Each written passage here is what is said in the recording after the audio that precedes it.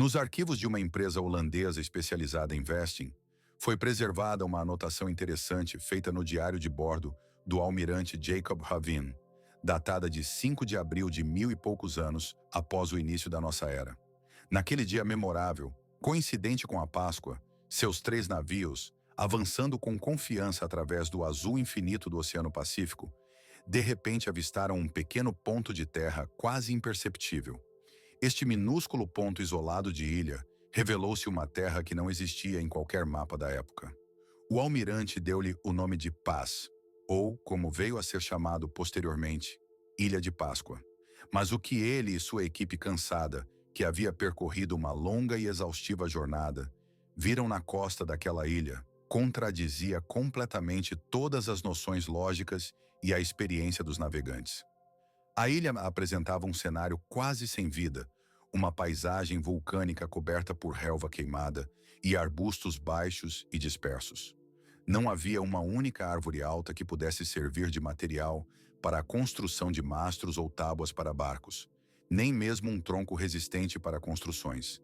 E seus habitantes, cerca de 2.000 pessoas que desembarcaram para observar os visitantes, pareciam exaustos, desgastados pela longa viagem.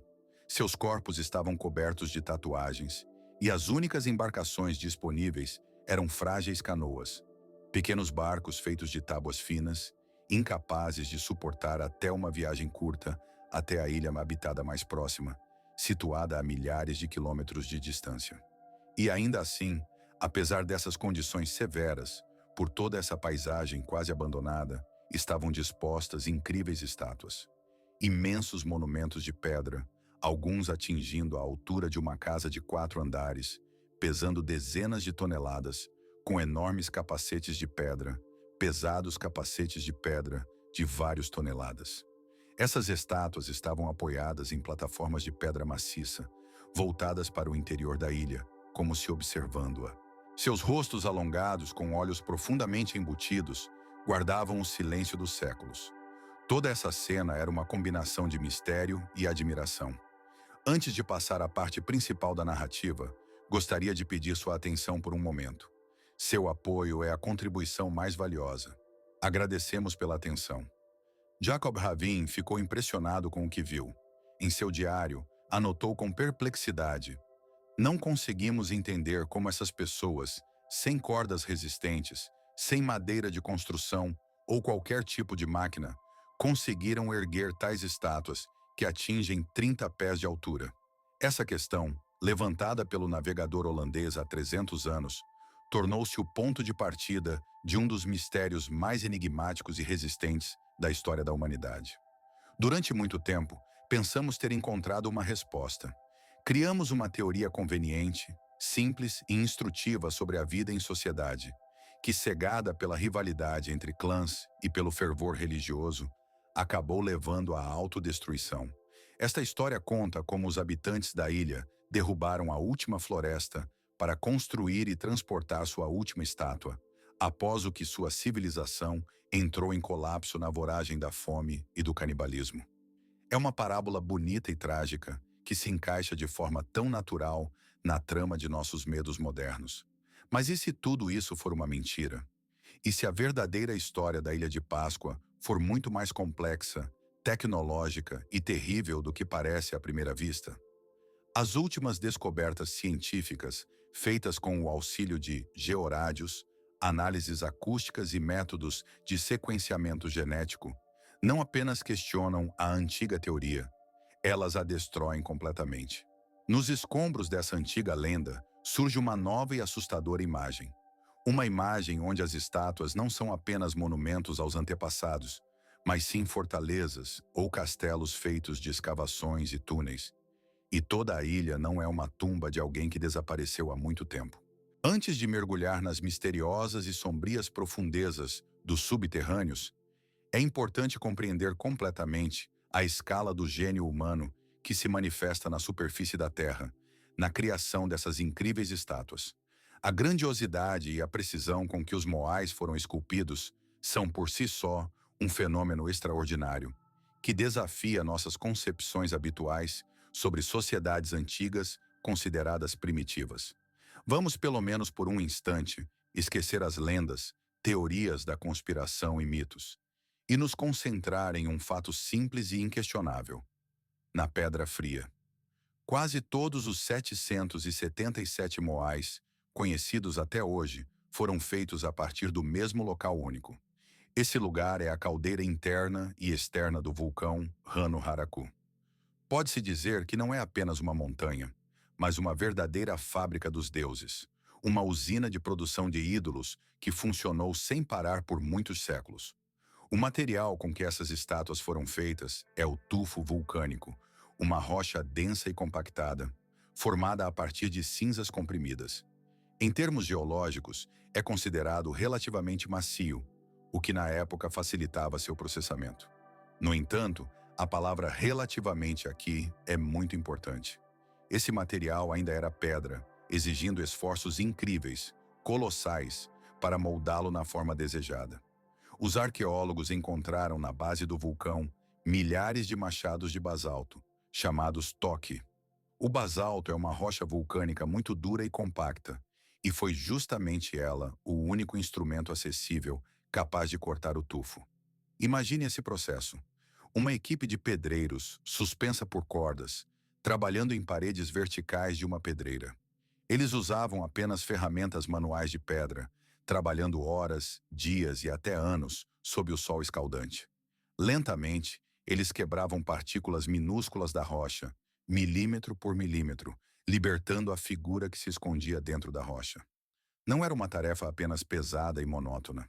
Cientistas modernos que realizaram escaneamentos a laser nos últimos anos, no Immersion na Iowa e no Chile, mostraram que as superfícies de muitas moais foram trabalhadas com uma suavidade impressionante. Características: nariz fina e alongada, lábios firmemente fechados, orelhas alongadas. Tudo isso possui uma simetria quase perfeita.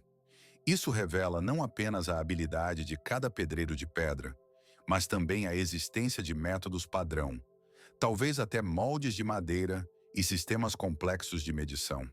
Gerações inteiras transmitiram esse conhecimento, aprimorando-o de geração em geração. Na pedreira de Rano Haraku, ainda há cerca de 397 estátuas inacabadas, como se o trabalho tivesse sido abruptamente interrompido no meio do turno. Elas estão em diferentes estágios de conclusão. Algumas, apenas contornos vagos na rocha, fantasmas de futuras estátuas que nunca nasceram.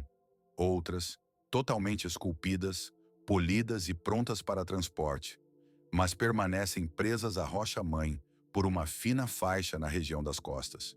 A maior delas, conhecida como El Gigante, mede 21 metros e 6 centímetros de comprimento, e seu peso estimado é de cerca de 270 toneladas.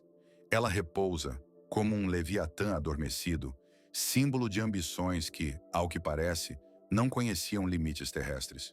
Mas esculpir a estátua é apenas a primeira parte de uma tarefa complexa. O verdadeiro enigma é: como transportar esse monólito de 900 toneladas? Por exemplo, a famosa Moai Pau, por uma distância de até 18 quilômetros por terreno acidentado e montanhoso.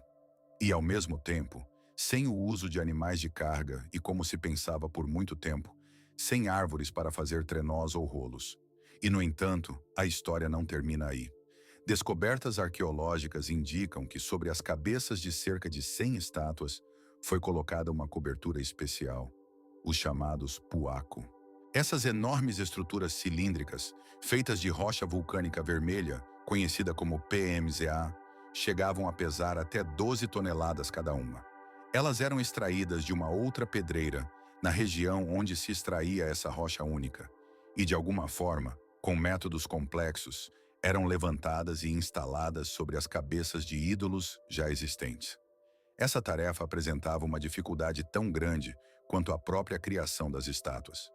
Inicialmente, existiam várias hipóteses e teorias, muitas baseadas em conjecturas e imaginação, e não em fatos concretos. Na maioria de suas versões, refletiam mais nossas próprias fantasias e suposições do que as reais possibilidades técnicas dos antigos construtores da Ilha de Páscoa. Em 1955, o famoso pesquisador norueguês Turi Heyerdahl decidiu realizar um experimento para verificar quão viável seria transportar uma estátua de 12 toneladas. Ele convidou 80 pessoas e, juntas, com esforço, arrastaram uma figura tão pesada, colocada em trenós de madeira, por uma distância relativamente curta. Isso foi uma evidência importante, porém, para mover estátuas de 80 toneladas, seriam necessárias milhares de pessoas. E na ilha, acreditava-se há muito tempo que não havia mais árvores suficientes para fornecer a quantidade de madeira necessária para tais tarefas. Em 1986, o engenheiro Checo Pavel propôs uma teoria completamente nova. Ele afirmou que as estátuas não eram carregadas, mas que elas se moviam por conta própria. Segundo seus cálculos, a base convexa e o centro de gravidade deslocado, que antes eram considerados erros, na verdade eram uma solução genial. Ele sugeriu usar cordas envoltas ao redor da cabeça da estátua para balançá-la de um lado para o outro e, com isso, movê-la passo a passo para a frente, semelhante ao modo como movemos uma geladeira pesada. Seus experimentos com um modelo de concreto de 20 toneladas mostraram que esse método realmente era possível. No entanto, a comunidade científica permaneceu cética, e somente em 2011, uma equipe de arqueólogos americanos, composta por Carl Lippo e Terry Hunt, conseguiu provar o contrário. Eles criaram uma cópia exata de Moai, pesando 5 toneladas, e demonstraram na prática que esse método não só era viável, mas também muito eficaz. Em pouco tempo, apenas algumas horas, a equipe de apenas 18 pessoas conseguiu mover a estátua por uma distância de várias centenas de metros. Essa descoberta confirmou completamente as tradições orais do povo Rapa Nui, que há muito afirmava que os Moai eram estátuas que andavam por si mesmas e se moviam sob a influência do mana, uma energia interior que preenche tudo o que é vivo e inanimado na ilha. Mas, ao mesmo tempo, surgiu uma questão ainda mais complexa. Se para mover as estátuas não era necessária uma derrubada massiva das florestas e a destruição da natureza, para onde foram todas essas árvores? Por que esse processo tão elaborado, refinado ao longo de séculos e coordenado, de repente parou de forma abrupta e com consequências catastróficas? As respostas a essas perguntas não estão gravadas na pedra ou em fontes escritas.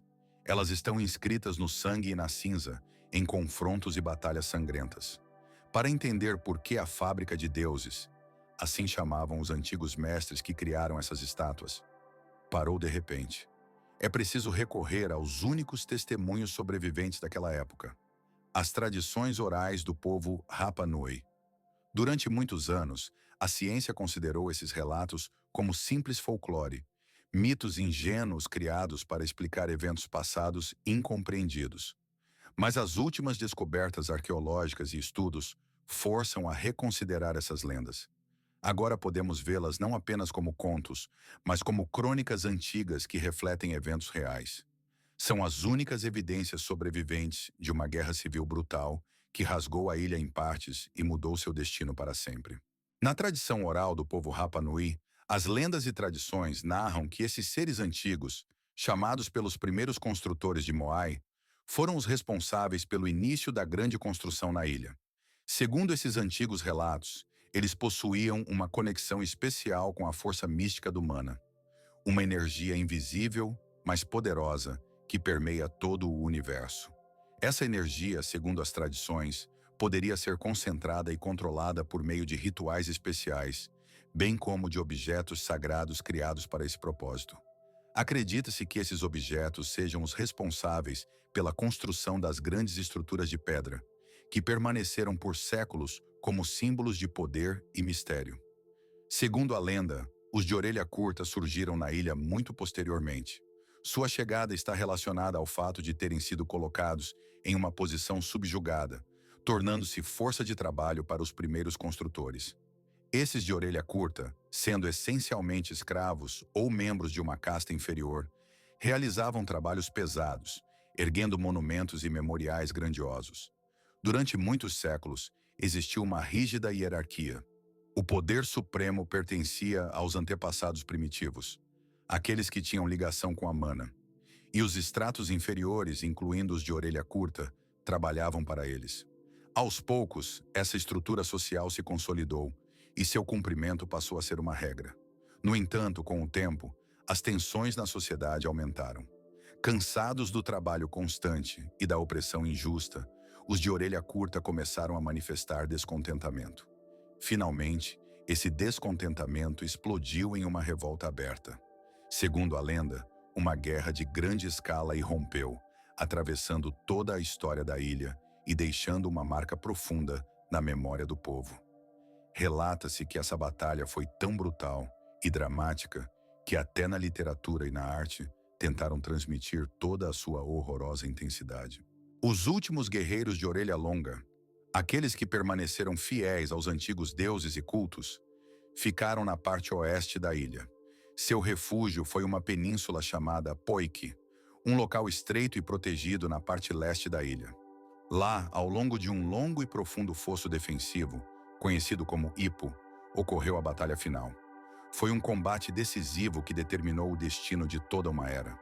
Antes do ataque, os de orelha curta, para se prepararem para a defesa, encheram o fosso com galhos e capim seco.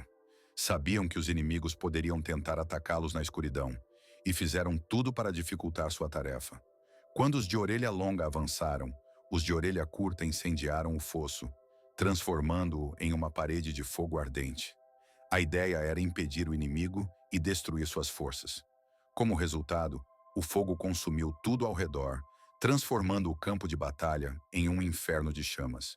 Segundo a tradição, naquele momento, todas as relíquias de guerras e batalhas, travadas pelos de orelha longa ao longo do tempo, estavam reunidas nas chamas. Esse ato terrível de destruição tornou-se símbolo da completa e irreversível aniquilação de seu povo e cultura. Na memória do povo, esse dia ficou marcado como uma página trágica, um ato de genocídio, eternamente gravado nas lendas e descrições lendárias. Durante muitos anos, os arqueólogos acreditaram que essa história era apenas uma metáfora, uma alegoria da luta de classes. Mas tudo mudou na década de 1960, quando foram realizadas escavações na ilha Urvaipa. Essas pesquisas, conduzidas pelos estudiosos Thor Heyerdahl e William Molly, revelaram-se verdadeiramente surpreendentes. Eles encontraram uma camada de carvão vegetal espesso que testemunhava um incêndio de grande escala. Neste camada foram descobertos ossos subhumanos, carbonizados, fragmentados e misturados de forma caótica. A análise de radiocarbono revelou que a queima em massa ocorreu por volta do ano 1680 d.C., coincidindo surpreendentemente com as datas mencionadas nas lendas. Pesquisas recentes de DNA, conduzidas por cientistas da Universidade da Califórnia, mostraram que o tempo passou e o destino dos antigos habitantes da ilha mudou para sempre. Os vencedores de orelhas curtas, aqueles que, em um acesso de fúria ou sob a influência de rituais de medo, decidiram destruir o que seus antepassados haviam criado, começaram a destruir meticulosamente os monumentos sagrados. Seus alvos eram as moais, majestosas estátuas de pedra que se erguiam em plataformas cerimoniais de Ahu. Essas destruições não ocorreram por acaso ou de forma caótica. Pelo contrário, foram cuidadosamente planejadas e sistemáticas. Os vencedores escavaram as bases das estátuas, colocaram pedras sob seus pés para derrubá-las de face, impedindo-as de olhar para frente, para o céu ou para seus criadores. Deliberadamente quebraram seus pescoços, o ponto mais vulnerável na estrutura. Durante esse ritual cruel, eles arrancaram os olhos, incrustados com coral e obsidiana. Esses olhos eram considerados não apenas enfeites, mas, segundo a crença, continham e irradiavam a própria maná, energia mágica que conectava as estátuas ao poder dos espíritos. Tal ato não era simples vandalismo, era algo maior, um assassinato simbólico dos deuses de pedra, aos quais eram atribuídos proteção ou, ao contrário, uma fonte de perigo. Esses deuses pareciam não conseguir proteger seus criadores, ou por si mesmos, tornaram-se uma ameaça proveniente de suas profundezas de poder. Esse momento decisivo na história da ilha explica por que os primeiros navegadores europeus, como Jacob Hoggen e seus seguidores, viram muitas estátuas derrubadas e mortas. No entanto, ele não fornece uma resposta completa à pergunta principal. O que exatamente assustou ou enfureceu os vencedores a ponto de decidirem destruir com tanta fúria aquilo que seus antepassados haviam criado ao longo de séculos? A resposta talvez esteja não na superfície, mas mais profundamente, sob a terra, dentro dela mesma. A descoberta de que os maias possuíam corpos enterrados sob a superfície chocou a comunidade mundial no início do século XX. Mas isso era apenas a ponta do iceberg. Era apenas um isco, distraindo a atenção do verdadeiro abismo, de segredos muito mais sombrios escondidos sob a terra. Nos últimos anos, armados com as tecnologias mais modernas, que a geração anterior de arqueólogos nem poderia imaginar, os cientistas começaram não apenas a escavar a ilha, mas a penetrar em suas profundezas, escaneando-a através da pedra, do solo e das camadas do tempo. E o que eles descobriram faz repensar todas as concepções anteriores. Em 2024, uma equipe internacional de especialistas realizou uma varredura com georadar, que revelou sob a superfície da ilha uma complexa e extensa rede de túneis naturais de lava, remanescentes de antigos processos vulcânicos. Foi uma descoberta esperada, pois a ilha surgiu exatamente como resultado de atividade vulcânica. Mas o mais surpreendente e impressionante estava em outro aspecto. Muitas dessas passagens naturais, especialmente aquelas que passavam sob aglomerados de estátuas maia, não eram apenas formações naturais. Suas paredes foram ampliadas e reforçadas com alvenaria seca, o que indicava um trabalho deliberado do homem. Foram criados desníveis laterais que levavam a câmaras artificiais de forma geométrica regular, formando uma verdadeira rede subterrânea. Algumas dessas passagens conectavam diretamente as bases das estátuas, formando um espaço subterrâneo unificado e ramificado, do qual ninguém tinha suspeitado antes. Isso não foi por acaso. Era uma grandiosa obra de engenharia, cuidadosamente planejada e executada. Os maias não apenas colocavam estátuas na superfície, eles as posicionavam nas entradas e nos pontos-chave desse sistema subterrâneo, como sentinelas ou guardas, protegendo as entradas de um mundo subterrâneo oculto. As escavações dessas câmaras revelaram descobertas ainda mais chocantes. Dentro delas, não foram encontrados túmulos ou sepulturas tradicionais de antepassados. Foram encontradas evidências de atividades rituais intensas e brutais. Havia círculos de figuras de obsidiana, restos de estruturas de madeira queimadas e, principalmente, ossos humanos. Mas esses ossos não formavam esqueletos cuidadosamente dispostos. Não eram simplesmente túmulos ou sepulturas como costumamos ver. Esses locais pareciam mais santuários ou praças de sacrifício, destinados a rituais ou execuções. Através de análises químicas do solo nessas câmaras, os cientistas descobriram concentrações extremamente altas de fosfatos, cálcio e metais pesados. Esses elementos indicavam que nesses locais ocorria uma intensa decomposição de grande quantidade de matéria orgânica. Era possível imaginar que ali não se realizavam apenas rituais de sepultamento, mas algo muito mais complexo e misterioso, ligado a antigos rituais. Sob uma das estátuas, conhecida nos círculos arqueológicos como a Ruteira, foi encontrada uma mandíbula humana. Ela estava literalmente fundida na rocha vulcânica solidificada, como se fosse parte do monumento de pedra. A análise geológica revelou que a pedra ao redor foi submetida a temperaturas extremas, mais de 1000 graus Celsius. E isso aconteceu após a mandíbula ter sido colocada ali. Isso significava que a pedra foi aquecida e resfriada várias vezes, e o processo de aquecimento foi extremamente intenso e deliberado. Tal efeito não poderia ter ocorrido por um incêndio acidental ou atividade natural. Era um ato consciente, destinado a eternizar os restos humanos na pedra. Pode-se dizer que assim foi criada uma espécie de eternidade, como se esses restos estivessem presos em âmbar, preservando suas formas para sempre. Mas talvez a descoberta mais impressionante e inexplicável foi feita não pelos olhos, mas pelos ouvidos. Durante a cartografia de uma das passagens profundas sob um grupo de estátuas, na cordilheira oeste da ilha, onde a rocha se mostrou especialmente densa e de difícil acesso, os cientistas, usando sismógrafos sensíveis e sensores acústicos, detectaram algo estranho. Eles descobriram um zumbido constante de baixa frequência, que ficava na fronteira da audição humana, na faixa de 8 a 12 Hz. Esse zumbido aumentava gradualmente à medida que se aprofundavam nas camadas subterrâneas.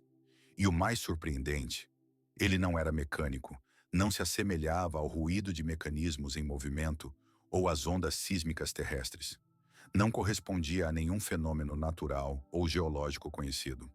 Os engenheiros de acústica, envolvidos na investigação, o descreveram como um som infrassônico, porém estruturado, com pulsações quase periódicas. Era impossível ouvi-lo no sentido convencional, mas era plenamente perceptível. Esse zumbido de baixa frequência vibrava no peito e nos ossos, criando em alguns membros da expedição uma sensação de ansiedade inexplicável, desorientação e desconforto interno. Um dos pesquisadores, mais sensível a essas vibrações, o descreveu como a presença de um motor gigante adormecido, ou, ainda mais estranho, algo vivo que respirava bem sob os pés. Esses sons pareciam carregar uma força oculta, provocando nas pessoas a sensação de que algo importante acontecia dentro da Terra, algo que não podia ser completamente compreendido.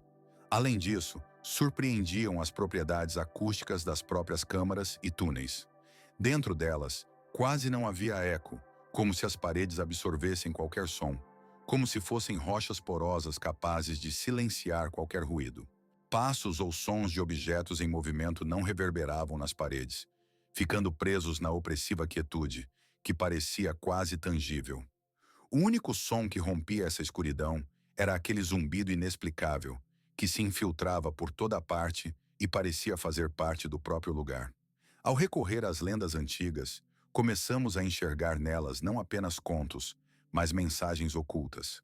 Em alguns mitos secretos do povo Rapa Nui, transmitidos de boca em boca, de forma sussurrada, de sacerdote a aprendiz, disse que minhas, assim eram chamadas essas estátuas, foram colocadas não para que olhassem para o mar ou para as vilas de seus descendentes. Sua finalidade era observar algo que estava escondido dentro da ilha, algo que repousava em seu próprio coração. Nas lendas menciona-se Tepi Pito Terrono. Os moais nunca foram considerados apenas como monumentos aos deuses ou ancestrais venerados. Essas monumentais estruturas não eram meramente símbolos de status, testemunhos de unidade ou manifestações de tradição. Pelo contrário, uma hipótese moderna, cada vez mais forte, propõe uma visão completamente diferente de seu propósito. Segundo essa nova teoria, a verdade pode ser muito mais sombria e funcional do que se pensa. Ela sugere que os moais não eram meramente marcadores espirituais ou simples elementos de arte tribal. Eles atuavam como selos ou tampões, fazendo parte de um vasto sistema de contenção criado para controlar algo muito importante. Essa hipótese, que antes parecia apenas uma parte de experimentos ideológicos de cientistas marginais, hoje ganha cada vez mais reconhecimento entre especialistas de diversas áreas, geólogos, físicos e até alguns arqueólogos. Esses estudiosos sugerem que os habitantes de Rapa Nui construíram essas esculturas não para homenagear seus antepassados ou divindades, mas para manter dentro de algo vivo e perigoso. Ou pelo menos aquilo que, na opinião deles, possuía força, energia e vontade capazes de influenciar os seres vivos. Não no céu, nem além-mar, mas bem debaixo de seus pés. E embora essas ideias pareçam enredos de ficção científica, tudo fica mais claro ao se analisar o mapa dos dados obtidos recentemente. Em 2024, com o uso de tecnologias modernas, georádios e sonares de profundidade, os cientistas descobriram uma rede de tubos de lava e câmeras anômalas localizadas exatamente sob os principais sítios dos moais. Essas formações não foram acidentais. Muitas delas estavam reforçadas, escavadas ou marcadas com glifos que não correspondiam aos sinais conhecidos do Rongorongo. Uma caverna central chamou a atenção especialmente. Ela ficava sob uma linha de estátuas derrubadas, perto da praia de Anaquena. Essa caverna aparentemente escondia um tronco central, revestido por lajes de basalto. Em cada uma delas estavam gravados símbolos estranhos, em espiral e concêntricos. O tronco se estendia para o interior da Terra, além do alcance do radar, permanecendo até hoje inexplorado. Alguns geólogos e engenheiros, ao analisarem essa estrutura, sugeriram que esses troncos poderiam não servir para armazenar algo, mas, ao contrário, para liberar. Por exemplo, vapor geotérmico ou gás que aliviasse a pressão interna. Mas e se tudo fosse ao contrário?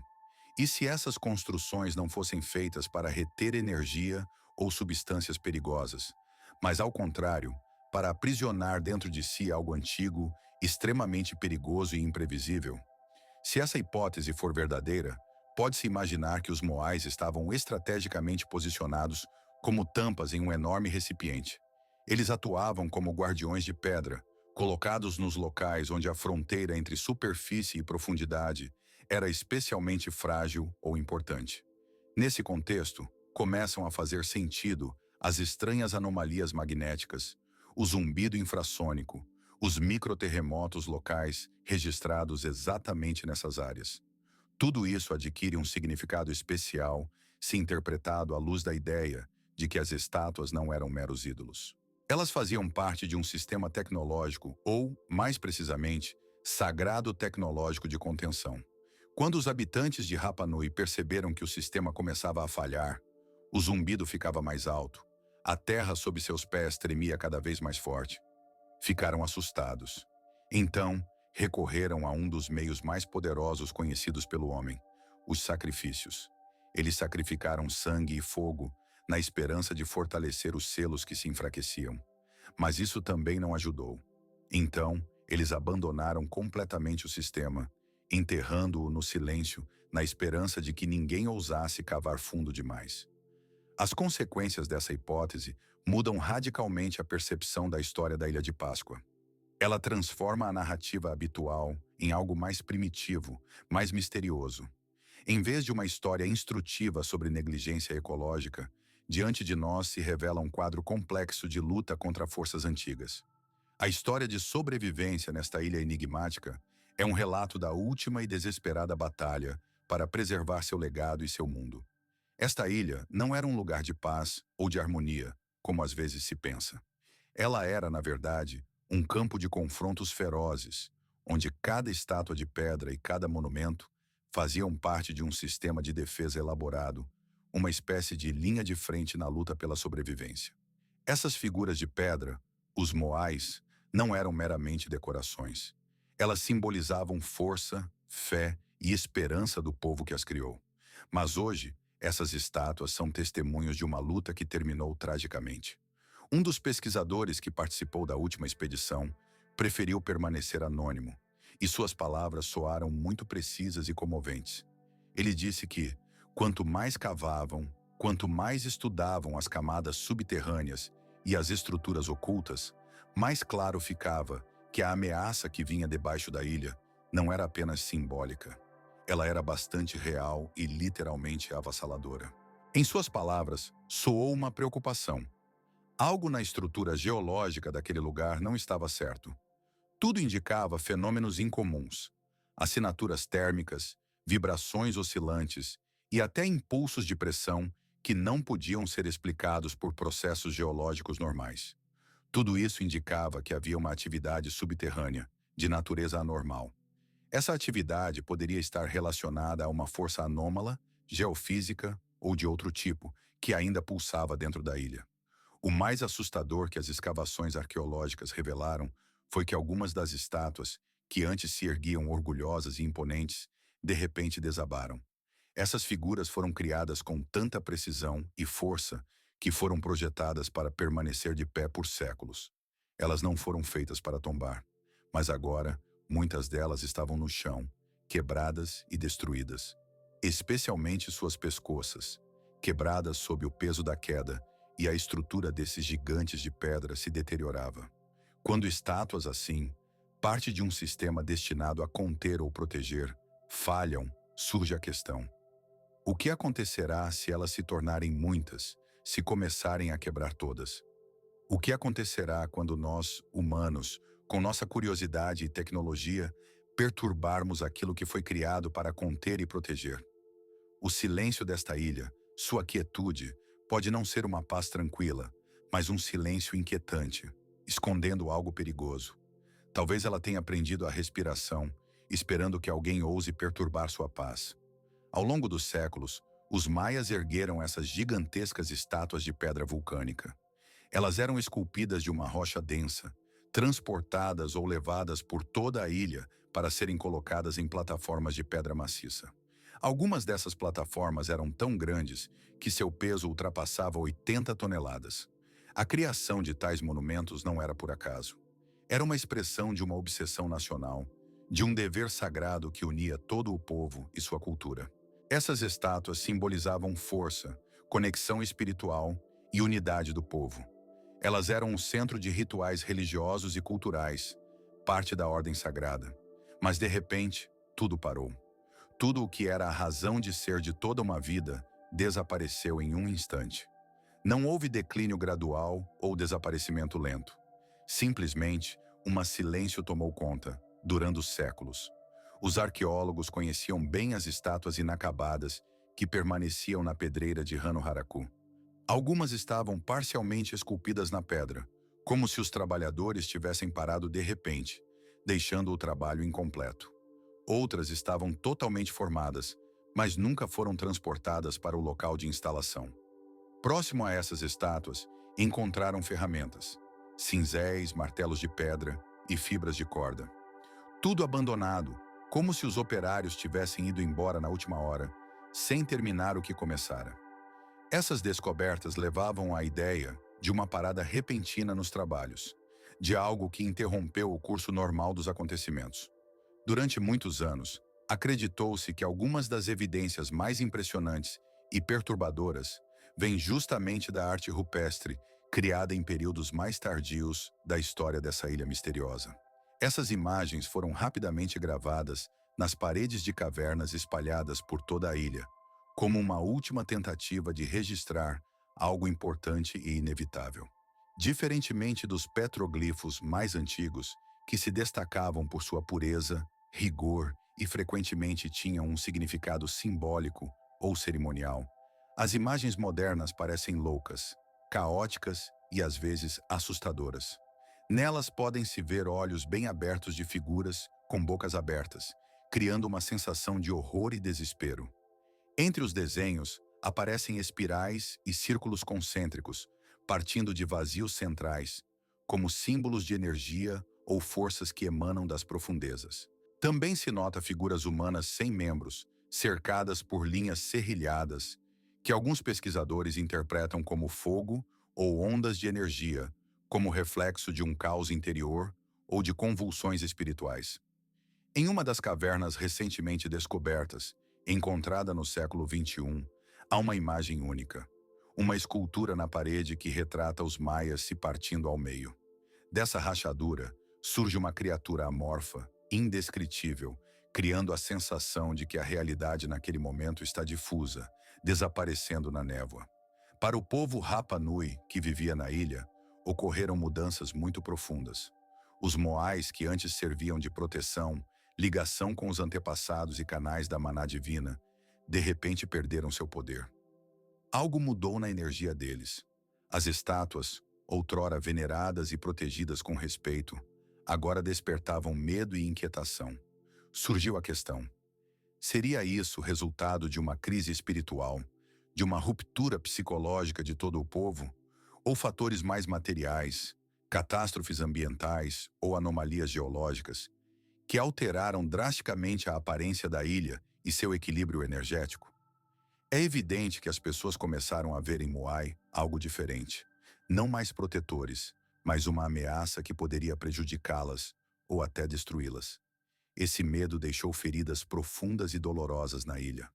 Em algumas regiões, as estátuas derrubadas jaziam de bruços, como se tivessem sido intencionalmente derrubadas, como um sinal de protesto ou símbolo de ruptura definitiva. Essas ações não eram atos do inimigo, nem manifestações de destruição por parte dos colonizadores. Tudo isso aconteceu muito antes do contato com os europeus. Nos relatos orais, disse que alguns Mua, que antes eram considerados sagrados, de repente se tornaram maus, irados e perigosos. Sua mana, a energia que os conectava ao divino, parecia ter sido corrompida por alguém, tornando-os perigosos para os que os cercavam. Ahu, Ahu. Assim chamavam os anciãos essas estátuas, alertando sobre a necessidade de manter distância. Uma das lendas conta de uma estátua que podia falar ao vento, e qualquer um que dormisse próximo dela poderia adoecer. Histórias assim, antes vistas como superstições, agora parecem mais reais. Elas refletem o terror psicológico que tomou a ilha nos últimos anos, quando começaram a erguer novos monumentos e construções. E de repente, como por magia, tudo parou. Ninguém mais tocou nos Moai. A cultura de veneração aos antepassados e aos criadores das estátuas desmoronou. Em seu lugar surgiu o culto ao homem-pássaro Tangata Manu. Era uma competição brutal e sangrenta, na qual representantes de diferentes clãs arriscavam suas vidas para obter o primeiro ovo da andorinha preta, depositado nas ilhas rochosas próximas. O vencedor tornava-se líder espiritual por um ano, e os rituais migraram das plataformas cerimoniais para as cavernas e para as falésias de Oronga. As estátuas, foram deixadas à mercê da natureza. Aqueles que antes eram considerados sagrados, agora estavam abandonados e desprotegidos. Seus olhos, inicialmente feitos de coral e adornados com pupilas pintadas, foram removidos ou destruídos. Mas o que poderia ter levado as pessoas a abandonarem as próprias estátuas, que, segundo sua crença, serviam de proteção contra as forças das trevas? Por que o medo os dominou a ponto de parar de erguer novos monumentos, apesar do papel importante que essas esculturas, na visão deles, desempenhavam? Afinal, eram essas estátuas que deveriam conter o mal e manter a escuridão sob controle. Mas, de repente, em um momento, eles pararam de construir e as razões permanecem obscuras.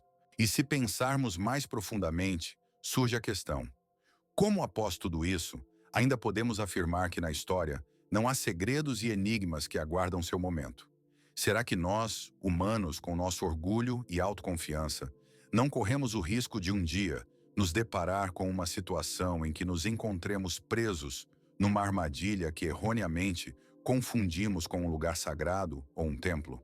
Talvez haja algo em nossas vidas que, por engano, consideramos seguro e sagrado, mas que na verdade é apenas uma ilusão, uma máscara que oculta o perigo. Onde está a fronteira entre a verdade e a ficção? O que é real e o que é apenas fruto de nossas fantasias? Essas questões continuam extremamente atuais. Quero expressar minha imensa gratidão a todos que assistiram a este episódio até o final. Seu apoio, sua atenção e seus comentários são muito importantes para nós.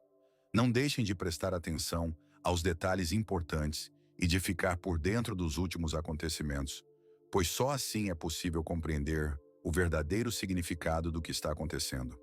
No futuro, nos aguardam novos temas e histórias interessantes, e faremos o possível para compartilhá-los com vocês.